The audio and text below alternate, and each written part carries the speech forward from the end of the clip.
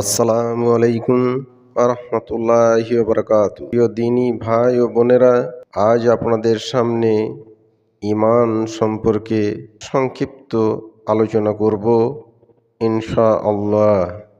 ভিডিওটি ভালো লাগলে সাবস্ক্রাইব করতে ভুলবেন না। এটি একটি ইসলামিক চ্যানেল। ঈমান শব্দের শাব্দিক অর্থ প্রচলিত মতে স্বীকার করা, স্বীকৃতি দেওয়া, দৃঢ় বিশ্বাস করা। এটি কুফর বা অস্বীকার করা বা অবাধ্যতার বিপরীত।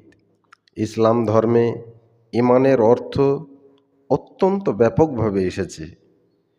ঈমানের বা ইসলামী আকীদা বিশ্বাসের উপর স্বীকৃতির 6টি বা মতান্তরে 7টি স্তম্ভ এসেছে কোরআন ও সুন্নাহ থেকে। আল কোরআনের সূরা বাকারা 2-4 আয়াতে ও জিবরাইলের হাদিসে ঈমান সম্পর্কে এই বিষয়গুলো উল্লেখ করা হয়েছে, যা সব মুসলমানদের দ্বারা গৃহীত হয়েছে।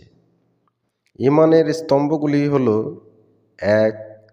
একক ইলাহ বা উপাস্য হিসেবে আল্লাহকে বিশ্বাস করা ও স্বীকৃতি দেওয়া। 2. আল্লাহ ফেরেশতাকে বিশ্বাস করা ও স্বীকৃতি দেওয়া। 3.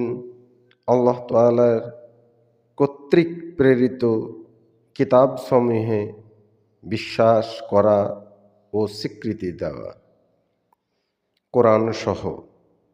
আল্লাহ কর্তৃক প্রেরিত সকল নবী এবং রাসূলকে বিশ্বাস করা ও স্বীকৃতি দেওয়া।